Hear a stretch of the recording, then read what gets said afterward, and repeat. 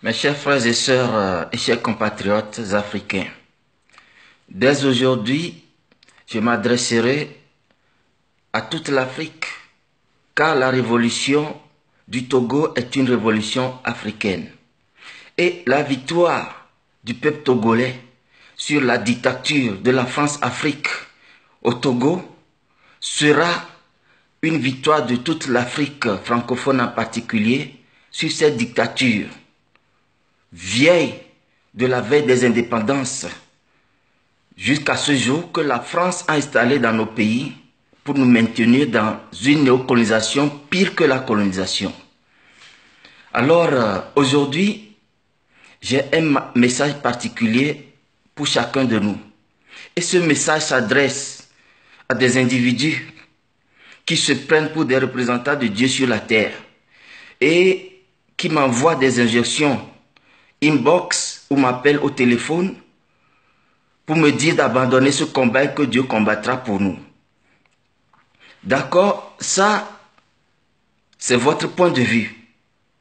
Si vous voulez croiser les bras pour que Dieu fasse tout pour vous, alors ça, c'est votre conception de la chose. Faites comme cela. Mais laissez-moi en paix. Car pour moi, Dieu n'agit pas comme ça. Autrement, tous les peuples de la terre se seraient libérés déjà du jour de la dictature. Parce que chaque jour que Dieu fait, partout où les hommes sont, ils prient pour que Dieu vienne à leur secours, pour que Dieu les libère des régimes autocrates qui les écrasent.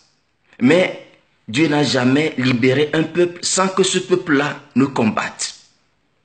Si vous prenez un paysan, le paysan ne peut pas rester les bras croisés à la maison et se lever un jour, aller dans son champ qu'il n'a pas défriché et semé, récolter.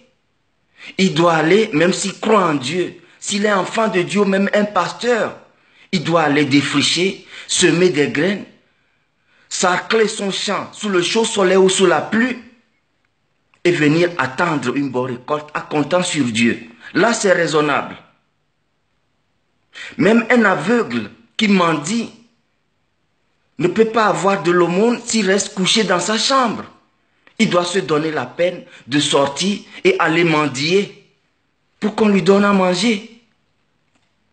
Même le peuple de Dieu Israël, pour la terre promise de Canaan, ils ont passé par des épreuves dans le désert.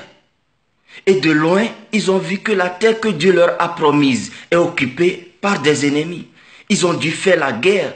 Et c'est par l'aide de Dieu qu'ils ont conquis la terre promise, non sans faire de victimes parmi le peuple de Dieu même. Beaucoup des Israélites étaient morts avant qu'ils n'entrent en possession de la terre promise. Et Dieu qui leur promet une chose, les laisse combattre d'abord avant d'avoir possession de cette chose. Et vous voulez dire aujourd'hui de croiser les bras pour laisser ce tyran de Fognassingbe tuer même des enfants, rentrer dans les maisons, terroriser même ceux qui n'ont rien à voir avec les marches, et que Dieu va intervenir de quelle façon? Moi, je pense que Dieu ne peut intervenir que lorsque nous commençons quelque chose. Et pour vous qui pensez que Dieu est une exclusivité pour vous, je veux vous dire que je crois en Dieu. Et je sais que Dieu fera sa part dans ce combat. Mais non sans que nous-mêmes nous ne nous battions. Nous devons nous battre et compter sur le secours de Dieu.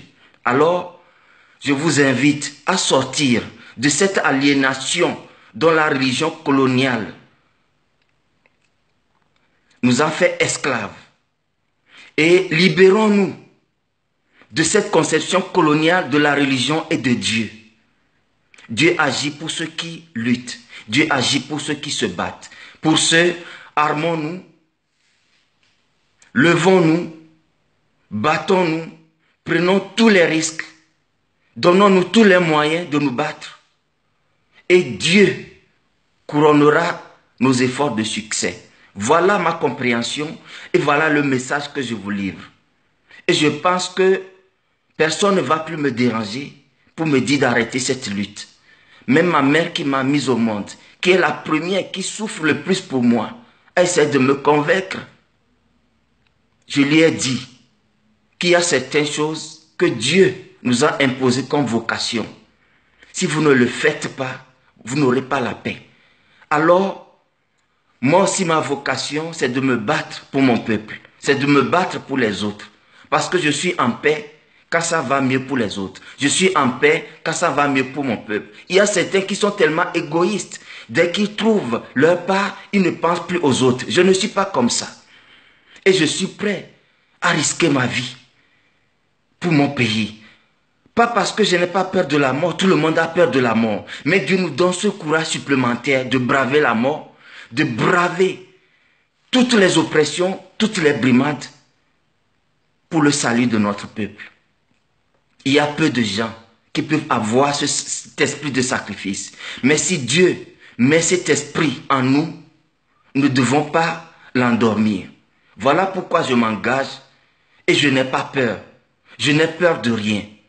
Alors, ne cherchez pas à me dissuader parce que je suis résolu dans ma voie que j'ai choisie et c'est la voie de lutter pour affranchir mon peuple.